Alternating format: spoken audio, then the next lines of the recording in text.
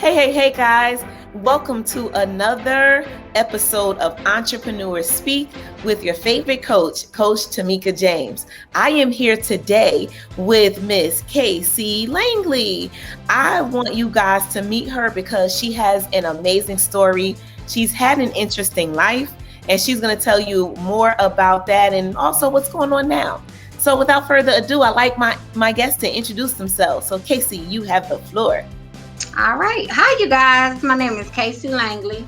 I currently reside in North Carolina. I am the author of the book Heaven Need the Hero, which is a tell-all story about my son and his fight with childhood cancer. I am a wife and I am a mother of four, and I'm currently in the process of getting ready to move to the Atlanta, Georgia area. Um, Outside of being a wife and an author and a mother, I'm just a homebody. I'm a housewife. So yeah, I just that's me. All right. That's me. Well, that's Hmm. cool. So yeah, Hmm. I want everyone to know I like to keep my interviews nice and casual because we're just having a good old conversation and you guys are just joining us. So, all right, Casey, listen, let's start talking about some of your life. I mean, you've had an interesting life. Some things have occurred that I'm sure you never could have imagined. If you could have sat down and written a book, which you have, about how things have gone, would you have even been able to put any of this in the book? No. No, I not at don't all. think I don't think so. It like you said, there's a lot of things that happen in my life that is in my book. Like when like I said, I have four kids, and my youngest son Ashton, when he was 2 months old, I was living in Farmville, and a tornado came through, and three trees fell into my house. And me and my kids had to be rushed to the hospital. So I've been through quite a lot. In my book, that chapter is called God Kept Us Covered. You will know, to all my readers, you will know everything. The role Ahmad played with that situation, but that's also a life threatening situation that, I never thought that, we would get out of. And I put in my stories, to be able to help someone else and just, let them know what the different traumas in my life. That's definitely one of them. Besides having to have a child fight childhood cancer. So Mhm. it's a lot. It's a lot in this little body. Wow, my goodness. But I never in Okay. a million years thought that I would write a book. Like, I actually shocked myself when I started writing because I could not stop writing. Like it was meant. And I just let God move me. I let God Yeah. move me, and I just told my story, and everything is true. Mhm. It's my story, and I hope that it helps someone else. All right, so let's talk about why in the world did you even begin to write a book? Now, you just mentioned to us that you didn't even know that you were going to write a book, that you could or anything like that, and you just started writing. So, let's go back to the point in time where life started changing, the things that occurred that actually got you to the point of writing a book. So, what day and point in time can you go back to and remember when, oh my goodness, boom, life just Mhm. changed? Life What was just that? changed. Well, actually, I'm just gonna say this. I used writing after I lost my child in 2017. I used writing as a healing process for me. Like, Yes. I actually looked at it at first. It was just like a diary. It was just like me talking to my child and me talking to the Lord about my child. That's really how it just pretty much started. When I was going through that situation, I felt really alone because and I'm not going to say alone physically, but I was alone in my mind because I feel like if you never really experienced losing a child, then you wouldn't know that pain. So I bottled a lot up inside of me, and I had to stay strong for my kids. I didn't want my kids to see me in the, sad all the time or crying all the time because they were also grieving. So I used to sit and write. I used to write my feelings out, and I learned that it was actually my therapy because I started feeling better when I actually started putting it into paper. Like, that pain was so unbearable when I lost my child. I didn't know what to do with it, and I turned to writing for healing. I think that's awesome. Yeah. I have a question for you before you get into telling us exactly the events that occurred that led Okay. up to the writing of the book. What is it? You said that, you guys were a grieving family, basically. What are some things that a person should not say, never say to a grieving mother? What are some things you don't ever want to hear someone say to a Oh my grieving God. mother? Yeah, I know everybody got good intentions, but Mm-hmm. honestly, as a grieving mother, you don't want to hear they in a better place, Oh, or or yeah, you don't want it, not at the time. Everyone's heart is in a, but at that time you don't care about that, because you want your child. At the time I had to stay completely off social media because some of those things was triggers, like they're in a better place. God don't make any mistakes, stuff like that. With losing my child, you know what I'm saying, was, but that's just the anger part of grief to me. But those mm-hmm. are definitely some things that grieving mothers do not want to hear. Now, what did you hear anything that was comforting that if you could say that someone could say to someone? Um, honestly, being completely honest, when you lose a child, there really ain't nothing.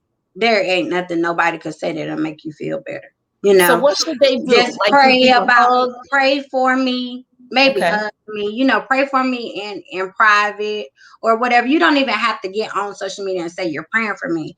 Sometimes I look at it like people just want to be able to say that, what I'm saying, or people just want to have something to say. And then when you get off that social media platform, did you really go pray? You know what I'm saying? So it's just like, it's just, at the time, there is nothing nobody can say to that'll make you feel better. And that's just how it is. But we did have a lot of support when we went through, and I thank God for that, because that's another thing that helped me get through.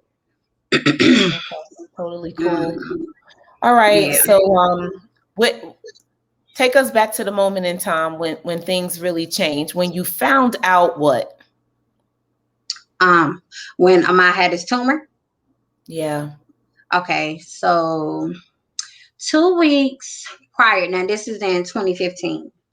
2 weeks prior to us finding out that Amai had a tumor on his brain, we started to see a change in him.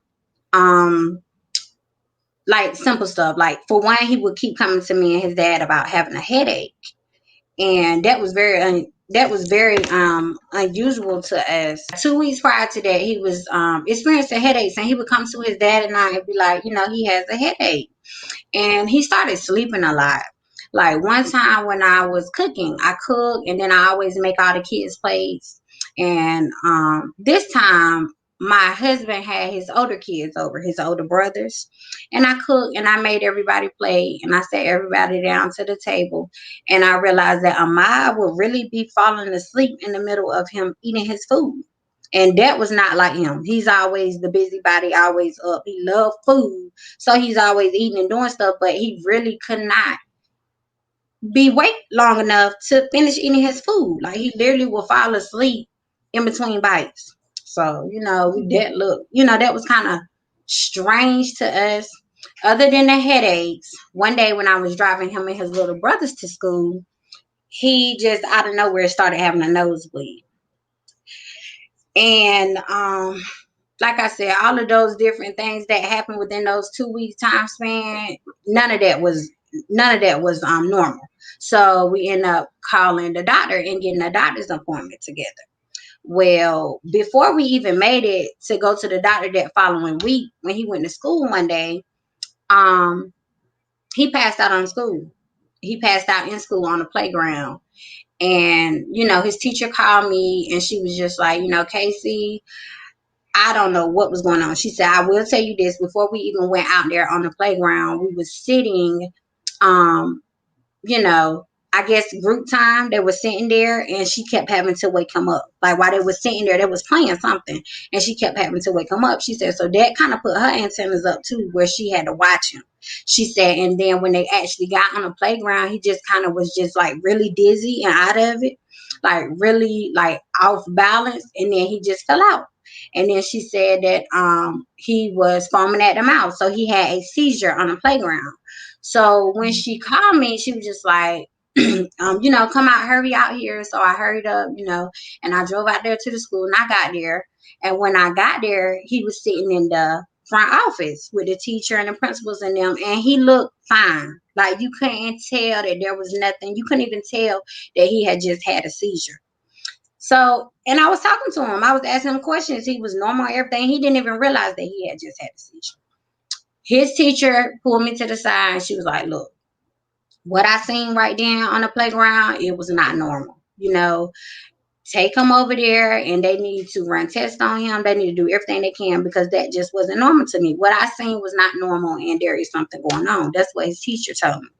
So on the way to the hospital, I was talking to him fine. He was talking to me, and he did not know what had just happened, and he just appeared normal. So I took him to the emergency room, and they started running tests on him. They, the usual stuff. They took the urine.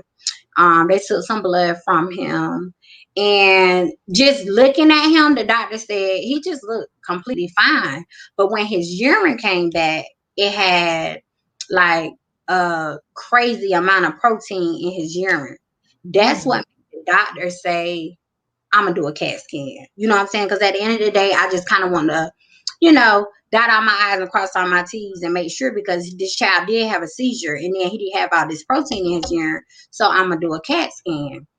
They did a CAT scan, and 15 minutes later, I knew something wasn't right, because I never forget it. Me and my child was sitting in the hospital room, and when he came back in the room with results, it was him and two other people.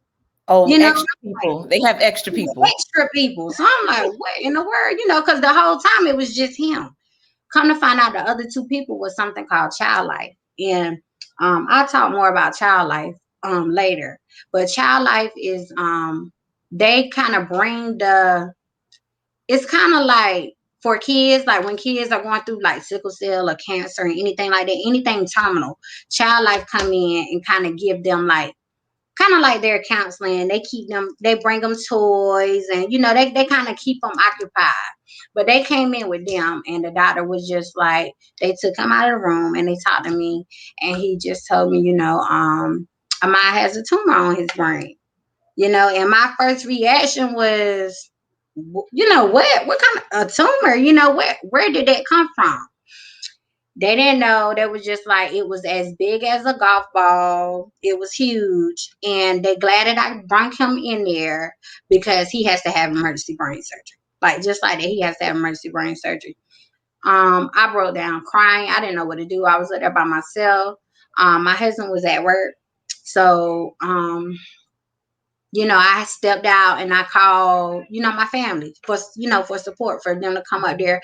I called my husband so he could come up there, and I had to just break the news to everybody. But after that day, not that, okay, so that was September 21st, 2015.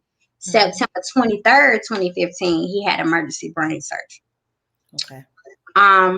When he had the brain surgery, like I said, it was the size of a golf ball, and a part of the tumor, brain surgery was like, I know, like 7 hours. Underground Biz Group. Underground Biz Group.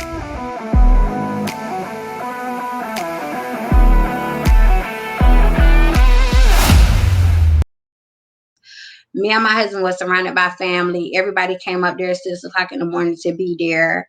I remember everybody, in the waiting room saying a prayer. We all joined like a prayer circle, and we said a prayer, and we just all just waited for, them to tell us, the surgery was over. Yeah. So we end up having when they came back and they told us that the surgery was over, me and my husband ended up having to talk to the doctors again. And they had to let us know, they were able to get majority of the tumor off of his brain. But a part of the tumor that was on his brain was sitting on his brain stem.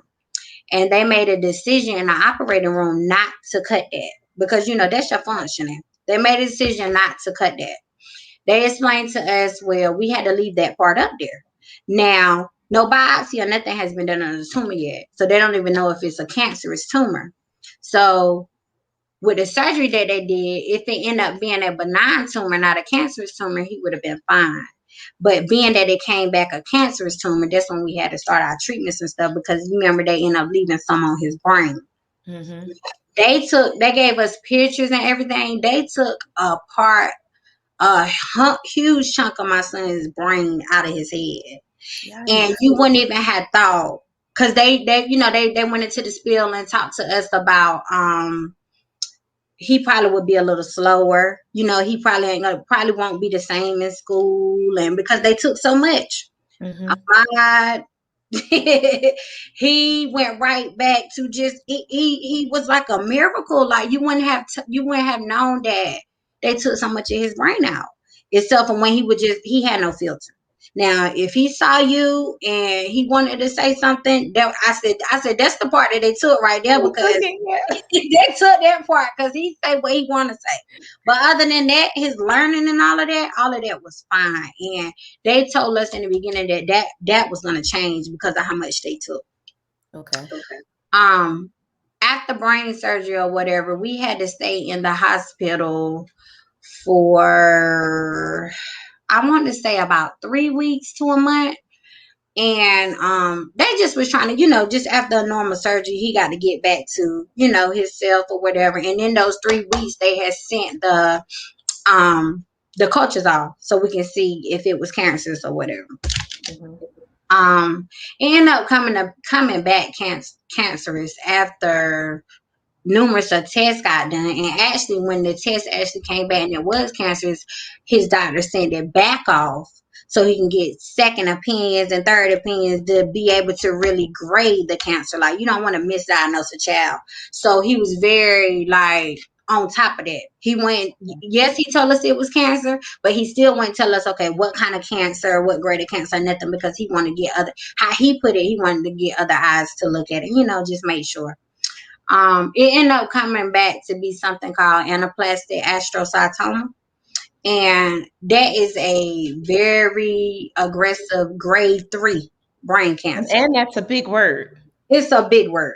They all are big words. But I was like, what is that? That's what it was. So from the time we got the results back, then we had to get a treatment plan together. And the doctor sat down and taught us about the treatment plan. I had to have 36 radiation treatments. And I had to take him into the Leo Jenkins Cancer Center every day. We went every day. And he had to have radiation on his brain. For people who don't know what radiation is, those kids, they make masks. And with him, he had to have a face mask because it was on his brain. And they go in, they do the mold, and they make the mask. And then every time he get his radiation, they put him in this big MRI tube. I used to call it a donut. He used to say, I got to go in the donut. I got to go in the donut today. But yeah, they put him in the MRI tube, and then they just, they do the radiation, the treatment on him. We couldn't go in the room, but we could sit outside the room and watch him. The room was very dark. How long was he in the donut? 45 minutes. Okay. He had to be in there for 45 minutes.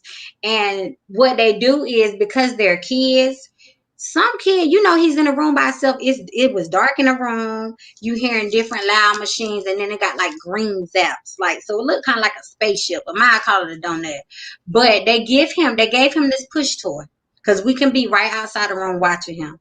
They gave him this push toy. They give all the kids push toys. So if they see the kid pushing the toy, say the kid got to go to the bathroom within the 45 minutes, they'll stop the treatment, or just being antsy and just, how kids are. He never pushed the push toy. Oh. Not one time. He did it 36 times, and that boy did not push that push toy not one time. Oh. They loved him over there in there. So not only did we have to have the 36 radiation treatments, we had to have an oral chemo.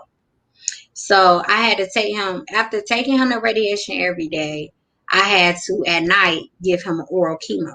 And that's when the side effects, I'll never forget the very first time I gave him the oral chemo. I gave it to him probably about 9:30. I know about 10 o'clock he threw up. He threw up from 10 o'clock to 8 o'clock in the morning. Like, Is that a pill or is it liquid? it was liquid. He Okay. didn't take a pill. It was just liquid. And I would give it to him. And those side effects, when those kids take that chemo, those side effects kick right in.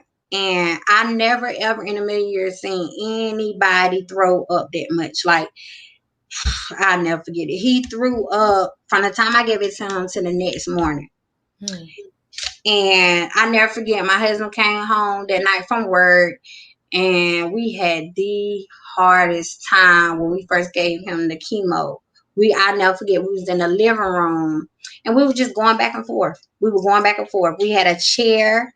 A chair, and then it was two chairs like across from each other. And then we went got the trash can, and then we had to put something over the trash can. And every 10 minutes, that child threw up. So we Wow. were just going back and forth. My husband ended up getting the mattress out of the boys' room and putting it in the middle of the floor because we got tired. He was tired, we was tired, we was emotional, we both were crying. It even went to a point where he just picked them up and held them. He just picked them up and held them. Like, we was up all night long. And like I said, we have radiation every morning. So when I first would give him his chemo, he would be dehydrated so bad. Like, I had to call him the very first night. I had to call the doctor back. Like, we literally been up all night and he been throwing up. Like, we got radiation today. The doctor told me, well, if he been throwing up all night, he got to be dehydrated. So you need to bring him back into P-Day. And then, of course, they got to give him fluids and stuff. Like, so many times we did it until they found a good nausea medicine that, Okay. played good with his system. We went through about 5 before we found a good one. And I'll never forget the name of it because it was like a lifesaver to me. It was called Chemo. That's the one that helped Ahmad. Anything else did not help Ahmad. Zofran, what was another name? It was a whole lot of different names on, but Chemo, it helped. But we went through like Girl, 4 make or sure you 5. put a post up about that. That, Put yeah, a because post up. it's a lot of mothers and fathers that's going through what I went through, and I feel Right. so sorry for them. But Kitro, everybody's system different, but for my child, Kitro helped him. And then I thank God, because for months I had to go through giving him chemo, and then he throwing up all night. And then I got to get up and I got to take him to P-Day. And then I got to take him to radiation. And it was just terrible. And then because he had brain surgery, he also had to do physical therapy. He had therapy. Like, Okay. he had rehab. And he had to go back in, and they had to make sure he was walking again, because he had brain surgery. So those times were so exhausting. That's why my heart really go out to those parents that's going through it now, because I see so many of them on Instagram. But Mm-hmm. yeah, it was terrible. Well, So let me say this. How are you able to tell the stories that you're able to share with us right now? Does it have everything to do with you want to make sure other people are really informed? Like, tell me how do you I got the strength to do it. get I the do not. strength? I don't know. I have no idea. Everybody asks me that, like, how are you so calm and how are you so this? Y'all see, I went through like the dark stage where I could not. It was times where I could not hear my son's name without crying. It was times where I could not look at pictures without crying. It was times I was a nervous wreck. Like, I was a wreck. A lot of people did not see that because I'm a very isolated person. Like, I isolated myself out from everybody when I lost my child. Like, that's no lie. The only people that could tell you the dark, ugly, like the real pain that I was going through is my kids, my husband, and my mom. outside of that, I always kept a smile on my face. You know, I put the face on, but I was really hurting in the inside. But it's been 4 years now, and I've learned a lot in those 4 years. Oh, I tell us what learned you learned. Tell us what you learned. I learned the real about childhood cancer. I would say Okay. that. And when you learn the real story behind childhood cancer, and having a child that went through it and seeing other children constantly going through the same thing, you want to help the next person. You know, you got to be their voice. I feel like I have to be my son's voice. My son was a child, and the things that these kids go through, it's not fair. You know, it's not fair. But if their mothers and their fathers or whoever taking care of them at the time don't stand up and really let people know what is really good, you know, the ugly, harsh reality of childhood cancer, then nobody will never know, and there never will be a change made. Um, for one, I learned that childhood cancer research only gets 4%. Terrible. That is when I learned that. That was like,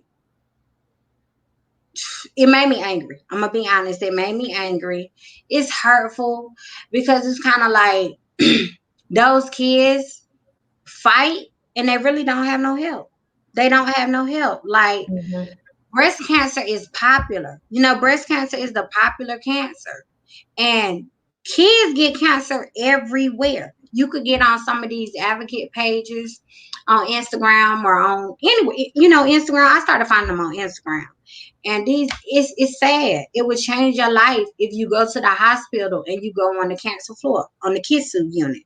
Those kids up there don't have no help. Like, when a child get cancer, it's just like they get their death sentence, you know, and it's just not fair. And then it would never be, you know how they say cancer don't have a cure, but y'all not even funding it, you know, for someone to even really figure out what's going on. You know, 4% is nothing. I see what That's you four mean. pennies. That's 4 pennies out of a dollar. You know what I'm saying? And it just make you so angry, and it make you want to stand up and try to save the next child life, you know, because my story, believe it or not, is similar to a whole lot of other mothers' story that went through childhood cancer. And I Mhm. found so many mothers and fathers that's going through the exact same thing. You know what I'm saying? And they are trying to do the same thing. Like, they're being childhood cancer advocates. They're speaking about it. They're videoing their child, the harsh reality of what their child actually going through.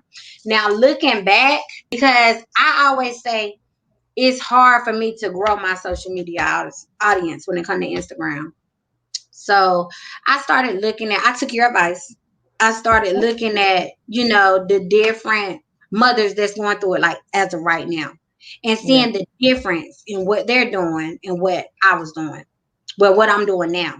Being that my son's fight was 4 years ago, I don't have anything to record like him throwing up or him doing this or him doing that. But looking back, honestly, I still would not record him doing that. You know what I'm saying? Those kids, But they you know had, what? Even though you haven't recorded it, yeah, you just telling short stories. Just it's little short stories would I be be really looking at cool. some of those women and I feel so bad for them because it's the same thing. It's the Yeah, but you same know what? exact Tell your thing. story, Casey. Tell it, Yeah. do a little short video, and that way Mm-hmm. people can like research it. I don't Uh-huh. know, type in hashtag throwing up with cancer. And Yes. somebody could Because find it's your video and you'll tell that medication that was cancer. the one that worked. You know what I'm saying? Like Mm-hmm. you can still do little things. And I see you Mm-hmm. moving. I see you doing things. And I'm Yeah. proud of you for Thank being you. able to be out here and say anything to help anyone else. Because Yes. I know that everything that you're doing is not in vain right now. Yes. And like I tell my husband all the time, it's not even about book sales. You know, it's about the story behind the book. Like, I want people to actually read this story and really I need that 4% to change. I don't know what I But what need can to you do. do about it? What can I just actually what are you aiming to do now? I just want to just continue. I'm just hoping the Lord just continue to give me give me a platform. Continue to send to people like you, like podcasts, and the more people hear it, I feel like the more people that actually know these kids really don't get but 4%. You know what I'm saying? That'll make people want to do something. Like, I'm hoping that it reach someone that with a bigger platform than me, and then that'll bring more traction to me. You know what I'm saying? Because it's not about book sales with me. It's about helping the next child. Because what I'm doing now, I can't bring my child back. Right. But I can help save another life. If people knew what was really going on, those kids don't have no help when they fight cancer. They don't. And it's not fair that those mothers and fathers have to visit their kids in those graves because they don't get funding for their research. Like, why? Why? It make you angry. I went into the stage where I was angry, but now I'm just in the stage now where I just tell all, so that's why when people say, well, why are you so strong? Like, I can't, everything that I went through in my house, you wouldn't know if I didn't tell you. You know what I'm saying? You would not know. So, and I feel like I got a real crazy theory that's why I was put through. It's a reason behind everything.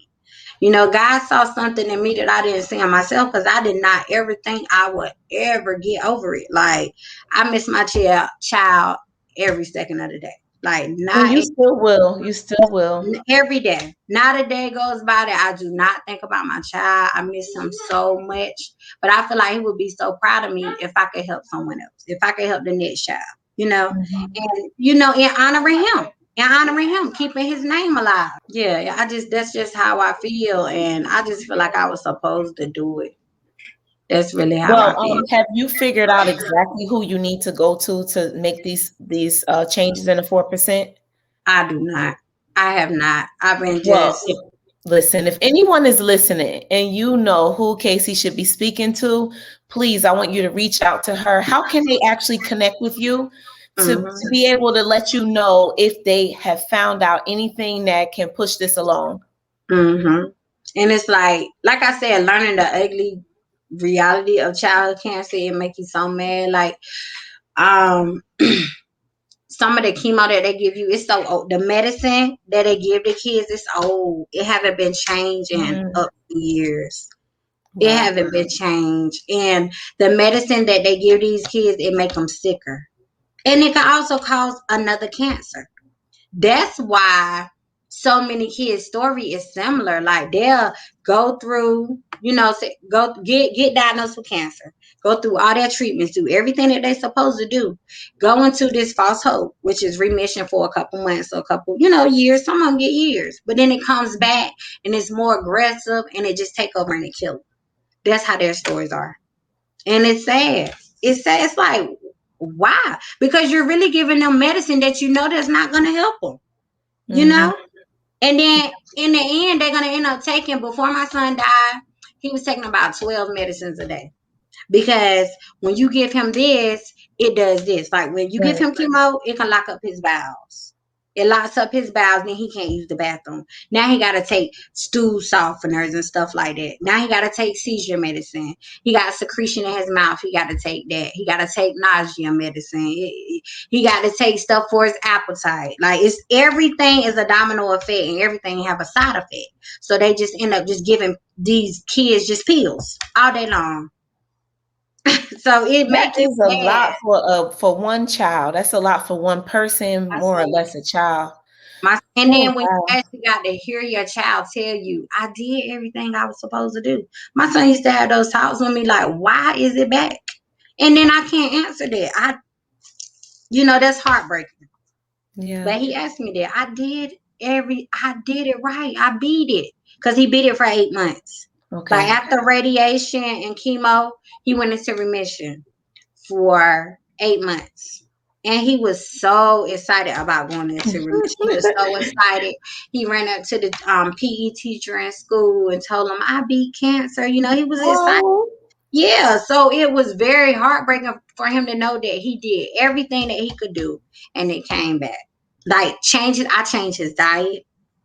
Like, we did everything that we was told to do. And, so I just want to make a change and be able to help somebody else, because these kids die every day.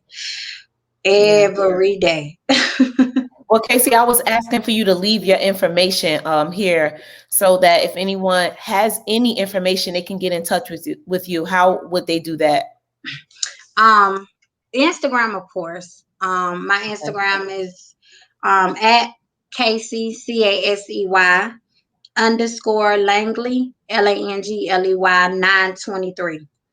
And I have a Twitter, but I don't get up there, so I ain't even gonna say nothing about Okay. Twitter.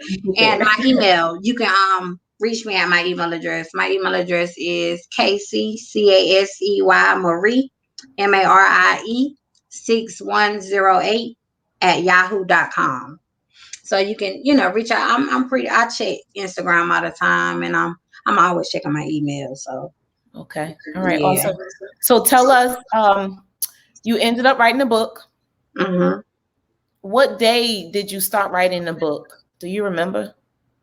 I don't. Um. Okay, so my book got published twice. The very first time my book got published, it was like a local publisher around here that published Okay. it, and he did very awesome, like very, very awesome. So my book got published first independently, um, in April of 2020. Okay.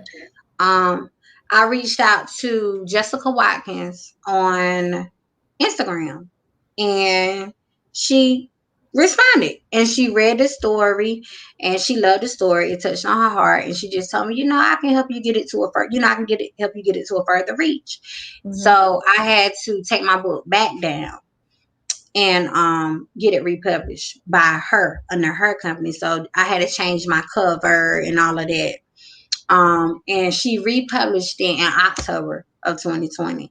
But I Okay. started writing it. Let me see. I published it in April. I started writing my book, I want to say, in August of 2019.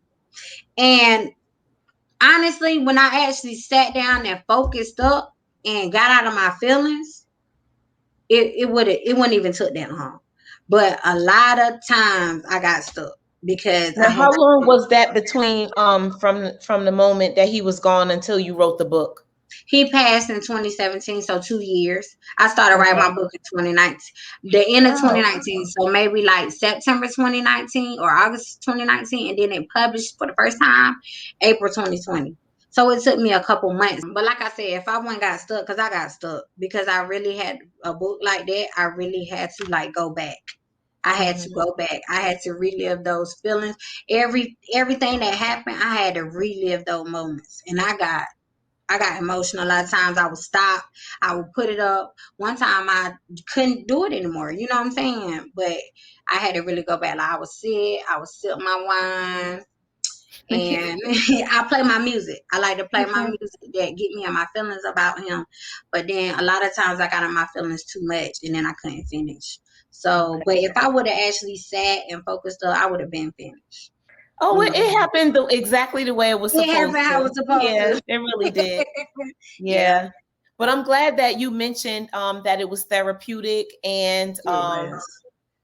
and dang, almost 2 years before you actually got your Got myself therapeutic together. thing going on. That's like wow. I don't even Yes, want to imagine what those days were like from that moment all the way. I don't even want to try to imagine.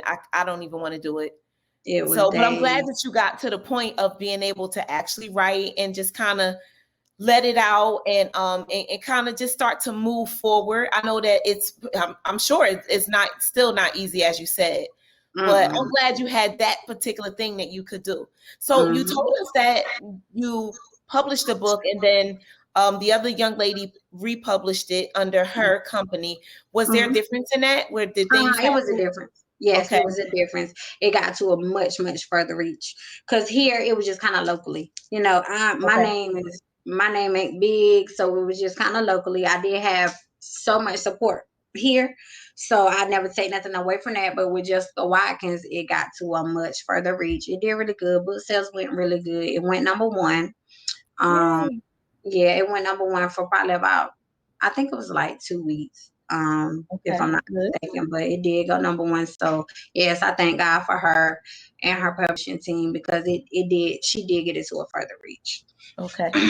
So now that the book has gone further, are you doing like what's happening with the book now? Are you doing any book signings? I know, so this timeline that you're giving us, it basically was when COVID started, when you started writing the book. Yes. So Yeah. I had to cancel my book signing. When I first published my book, I had a book signing set with the school. The school, okay, let me tell you about the school. The school was a huge support when I was going through with the mod. The teachers treated my family like family. I love their life. They actually let me have my son's funeral in the school, in the gym. What? In the gym, his funeral. That's how packed his funeral, which the funeral is still a blur to me, and I still have yet to get the courage to watch the videos. But to hear other people say it, the gym bleachers was completely packed on both sides. So yeah, the teachers let me have his funeral at the school. It's called Wintergreen Primary. So what I did was when I wrote my book, I asked them, could I have my book signed in there? But like you said, it was in the middle of COVID and it had to get canceled. But I have I'm going to the Chicago Expo. The Chicago Expo, which is like all the authors that's up under Jessica Watkins, that's kind of like their book signing. All the authors, she had plenty of authors up under her company, and I'm one of them. So she told me at the beginning, that's kind of like the book signing for everybody. It's not like an individual book signing. You could do that if you want to do it yourself. Oh, So yeah. that's coming up. Yeah, that's coming up Okay. August 29th. So I fly out to Chicago and finally get to meet her because she's so sweet. I love her. And being in her group, in her publishing group, I got to meet a whole lot of other different, authors, Phoenix Daniels, Honey, like those people. Like I read their books, I look up to them. So I'm so excited and honored to be able to go and meet them. So I will be in Chicago on the 29th with books on hand, and that's when I do my book signing. Awesome. So now I want to ask you, this podcast is called Entrepreneur Speak. And I remember when we first started talking, you were like, I don't really consider myself really as an entrepreneur because you're like, I'm a mom. I have this story. I just wrote a book because of it. But aren't you an entrepreneur? I am. Yes, yes, I am. Sometimes, I'm glad. I'm glad for you to own up to that because it is an amazing space to be in. And I'm really proud that you were able to be on Entrepreneur Speak. So, the moment that you sell a book, and I understand that your book is in place because of everything that has occurred, you must continue to let your son, his amazing personality live on, and to continue to tell his story so that people know what they should and should not do. So that someone will hear and they'll get to the point that they will up that 4%. Like we need that 4% to change. So I'm really glad that you're doing that, but it's really cool that you're able to actually put it in the space of entrepreneurship where you can actually sell the book and be able to, get some funds from this book. So I'm excited about that, even though it's not about the money. It's not. To me, it's a bigger purpose. To me, it's a bigger purpose. So what are you going to do? Huh? So tell me, what else are you going to do with the book? And then I want to ask you about some other stuff. What else are you going to, what else are you planning to do to make sure the book is out there so people get to actually see and hear what you want them to see and hear? I don't know if I want to say that though. Because how sometimes when you how you premature announcements kind of just bring negative energy, and I don't know if I want to say it because it's not signed and sealed, but I took your advice again. I went on Clubhouse, and that has been amazing for me. I have met some real deal people on Clubhouse and got some real deal connections on Clubhouse, and a lot of people are talking about some good things when I moved to, Atlanta. So I would just say that I don't really want to, but there is something else I am going to do with the book. Okay. All right. Look, Yeah, I there just is want to some. know. I just want to know that there's going to be some more movement because Yes, there's just so much more definitely, that's about to happen. Yeah. definitely. Underground Biz Group. Underground Biz Group.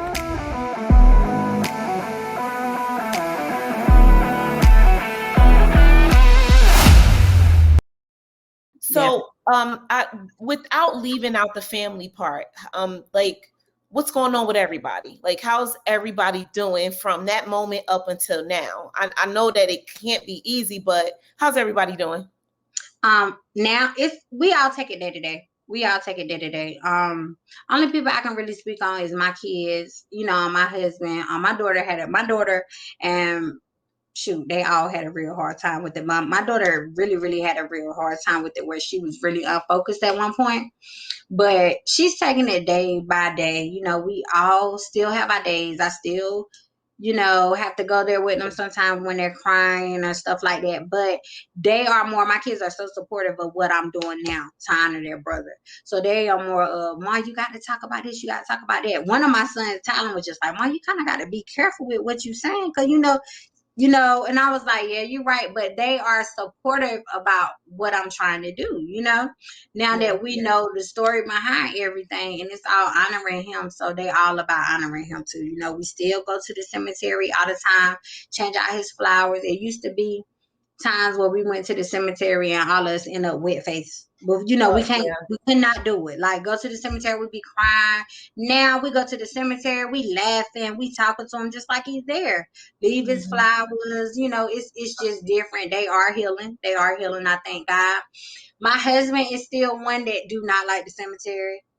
He goes, but my husband still ain't in the space that I'm in, but he's the one that like to be strong for me, but he does have I'm more healing, and I don't know where the strength came from. I just say God himself. And Yeah. because Marty was very strong, and me seeing that every day, I feel like I can't be weak. And I really got my strength for him. But my husband has a lot of days.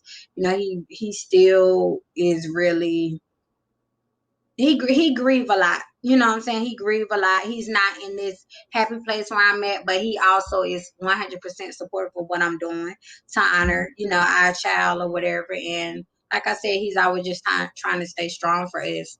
But Yeah. yeah, Well, y'all other than watch that, out for him. Y'all give him lots of hugs and yes, smiles and all of that yes, good stuff we because, just yeah, lean it's on not each an easy other. thing. Yeah, Yeah. we lean on each other. We lean on each other. When I'm having my days, he got my back. When he having his days, I got his back. And that's just kind of how it is. We both realize that this ain't nothing that's just gonna go away. You know what I'm Right. saying? 'Cause on my birthday just passed, he would have been 13 years old. His birthday was June the 1st, and he would have been 13. So that was a really hard day for me. And then his death day came back around May 16th. That made 4 years. So a whole lot of things are triggers, and we just realize that that's just something you're gonna take day by day. That's a pain that's never gonna go away, but it gets easier to cope with. And we just lean on each other. So we all just, have each other back. Yeah. Well, I'm so grateful for your positivity and Mhm. all of your honesty with us here. I want to now talk about the other entrepreneurship part of you that's coming out. Like, okay, so you've been saying this thing very lightly since we've been here. Like, yeah, the things that we're doing to honor Ahmad. What else is coming? What else is happening? I know there's something coming down the pipeline. It's not in your hand, but Mhm. what's coming up? I'm excited for um, you. yes, we're very excited. Me and my husband went into business together, and we're starting a lipstick brand, lip gloss brand, in honor of not only Ahmad, his grandmother that passed away. And we came up with 8 special colors that it's kind of like it's sentimental. For one, it's called Lips from Heaven Cosmetics, because we're honoring our angels.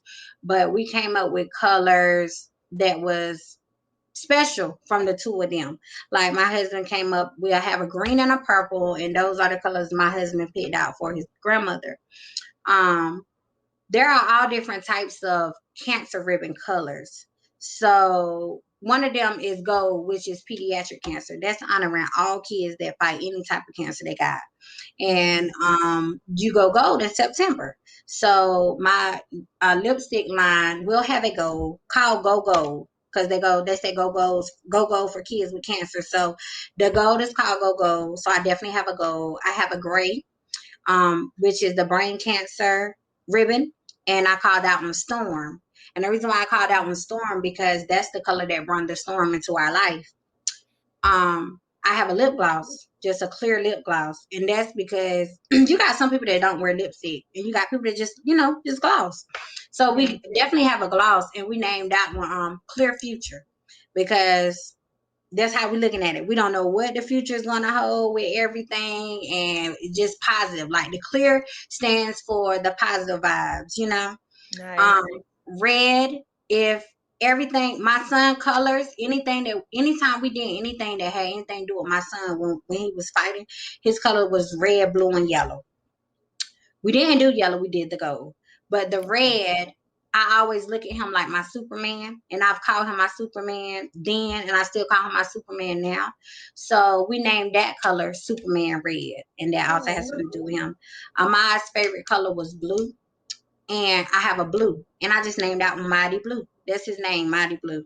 Nice. So everything is just centered around him. We just still trying to, do things to honor them. And like, that's all I want to do. I feel like his name will continue to live on, because we're going to continue to, do it through us.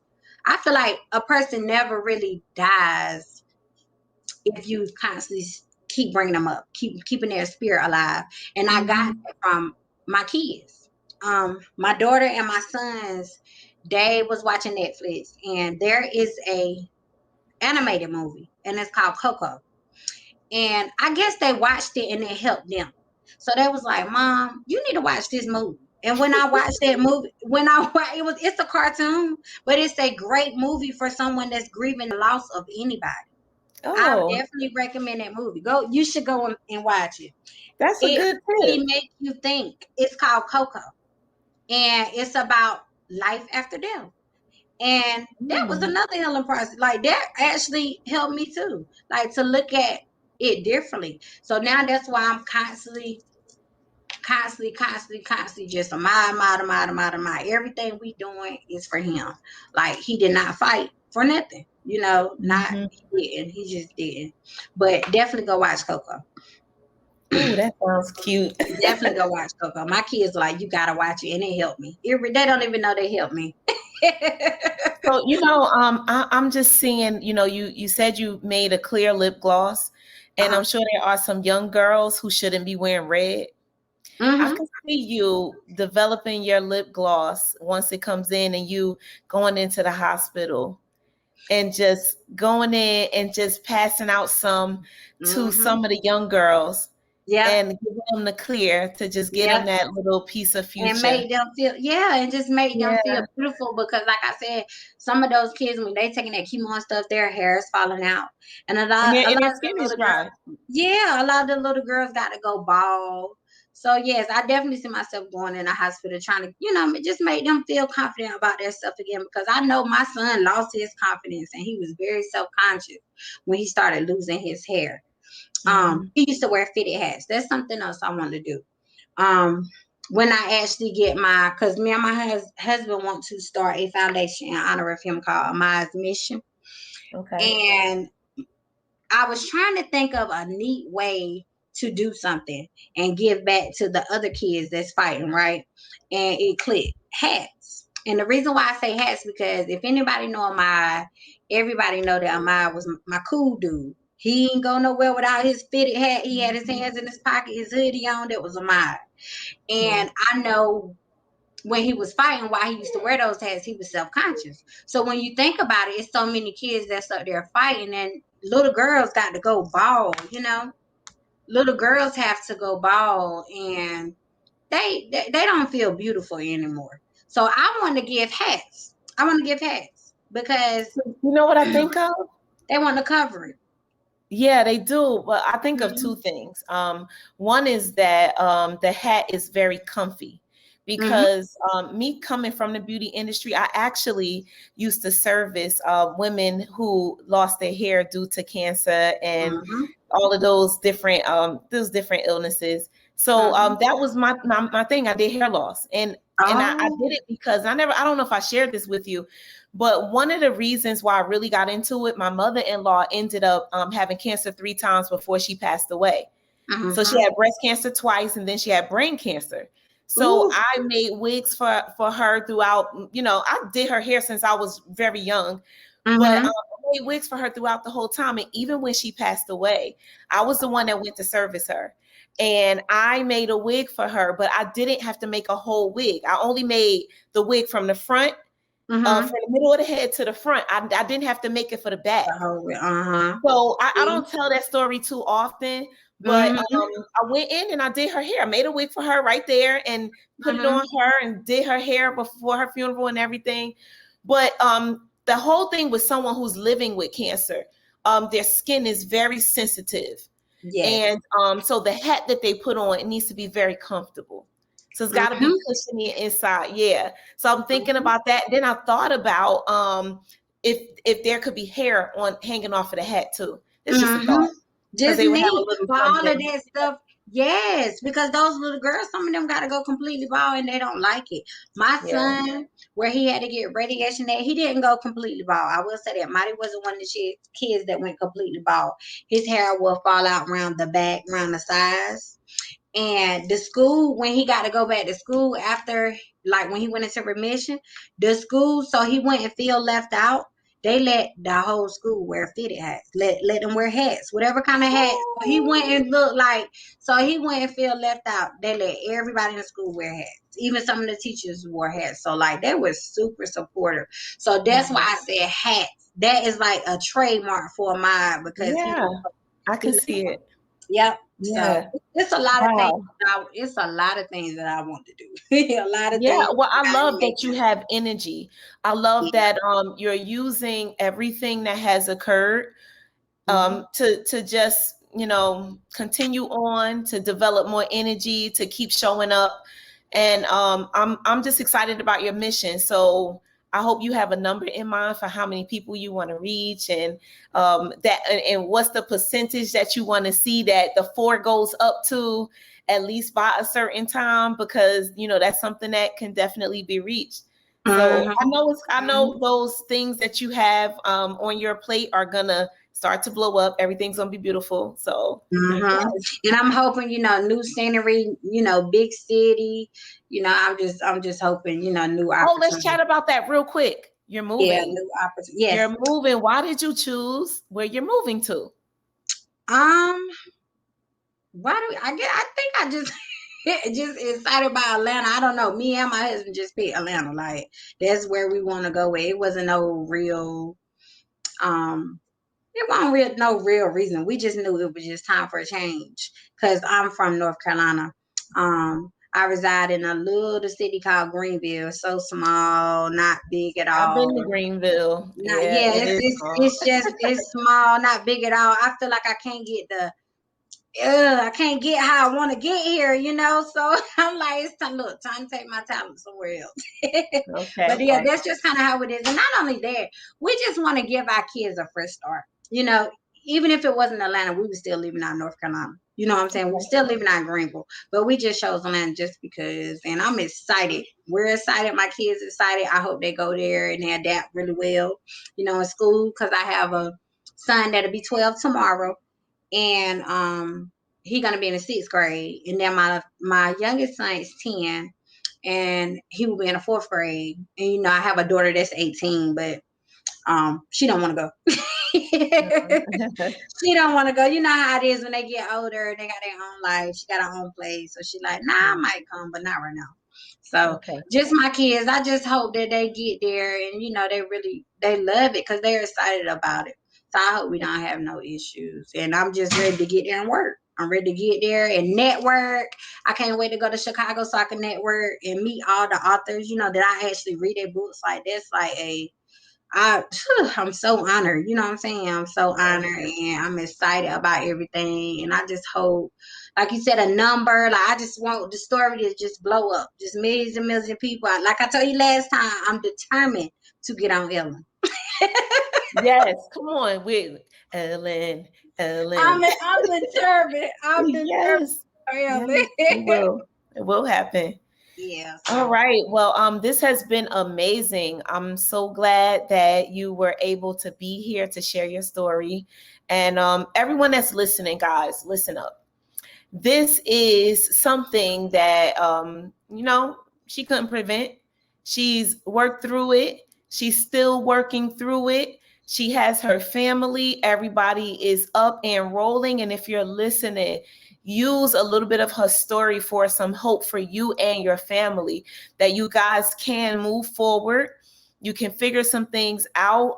Listen to some of the things that she shared about the specifics about the story. And if any of you want to join her on the journey to make things better for anyone that comes behind any of your children, please join her, connect with her. So Casey, give your information one more time, and let them know where to find you and where to find your book. And your lip gloss is coming out, so we can't say much, but if you stay in touch with her on her IG, she'll be posting, of course. So where can they find you on IG, and where is your book? you can. My book is currently on Amazon. You can get it in Kindle or paperback version, and I have it right here, just so you guys. And it's called Heaven Needed a Hero by Casey Langley. It's the My Cobb story, and this is what it looks like. You can find me on Instagram. My Instagram again is at Casey CASEY _ Langley LANGLEY 923. And my email address is Casey CASEY Marie MARIE 6108 at yahoo.com. And yeah, you can reach out to me on email or Instagram. Like I said, I check both. All right. Well, thank you again, and much success to you and everything that is to come, and much success on that move. I'll Yes, I'm probably see excited. you I'm because I'm excited. always in Atlanta, so I might see Okay. you. I might see you. Yes, I would love to see you. Maybe we Yes, can yes. do some of these hats and stuff. Maybe we can get together and do something. And Okay. yeah, I'm Sounds always up good. to learning from boss chicks like you. Boss women. I'm the type of person. Put me in a room with somebody that's doing better than me, so I can learn. That's how I am. I'm always up to learning, and I'm very open to learning something new. Yeah, me too. We're one and the same. I'm always looking for the next Yes. level, the right connections, and all of that great Yes. stuff. So yeah. Yes. That's All me. right. Well, we'll definitely stay in touch so I can find out what is happening upcoming, in the near future. So Okay. thank you again. And like Thank I said, much you. success to you. All right, Thank guys. you. You're so welcome. You're so welcome. All right, Mhm. guys. Well, we're closing out another episode of Entrepreneurs Speak with Tamika James. We will see you on the next go round. Mm.